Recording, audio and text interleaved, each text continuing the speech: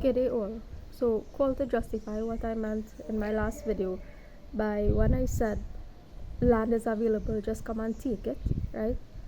Do I mean like the atrocities of what happened in the past to completely eradicate groups of people and you just take it upon yourself to occupy spaces that were previously occupied through the eradication of people? No, I don't mean that. I did not mean that, right? What I was referring to is with regard to, especially with regard to Caribbean and wherever else in the world slavery had occurred, right, or similar incidents had occurred, right? That's what I meant.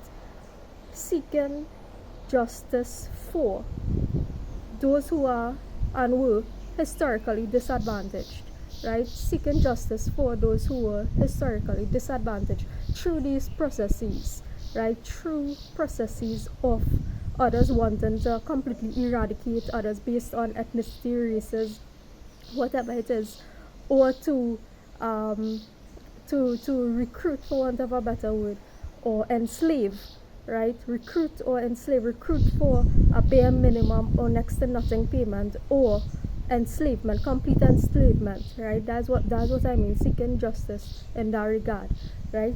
So that's what I meant by just land is available, just occupy it. I'm referring to those who were historically advantaged. And the question now, we are also talking about natural laws. So what I'm doing is merging a lot of concepts, right? Like I've been doing for the past 3 years in my videos, merging a lot of concepts together. We are merging issues of natural law, karma. We are merging issues of sociology concepts, race, ethnicity, class, gender, all these concepts, right?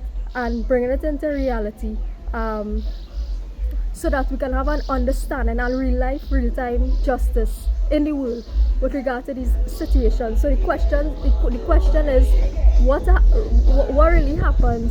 What is really the situation when someone is born into extreme wealth, and what really justifies that situation when someone is born into extreme wealth versus someone who is born into extreme poverty? How do we justify the situation? Do we say, oh, this is this person karma, that's this person karma, right? How do we justify a situation like that as human beings, right? How do we justify situations of this person being born into extreme poverty versus this person born into extreme wealth, right? And what can we do as human beings with a heart-centered approach? How can we use these understandings of religion, sociology, natural law, karma, all these concepts, mercy, all these concepts? How can we integrate all these concepts to bring about real life justice and seek justice for those who generations were historically disadvantaged because of processes like slavery and indentureship and similar processes throughout the world, right? So that is what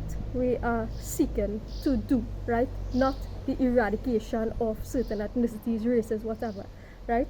So when I say land is available, just occupy it. I don't mean a repeat of what had happened in the past.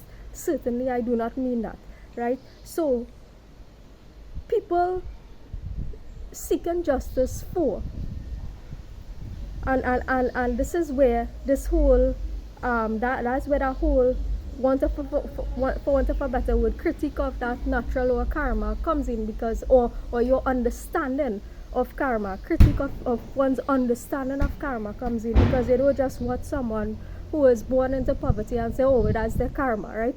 You actively seek to, in whatever means you know how to and you can, right, actively seek to bring about, through your words, through your distribution of wealth, whatever it is, right?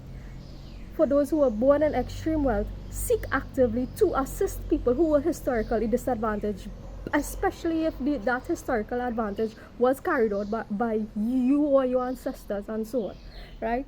So that's what this understanding is about. So my video doesn't mean to go and repeat or carry out a set of processes to repeat that which happened in the past, right? So now that we have that understanding, we can move forward with clarity and peace.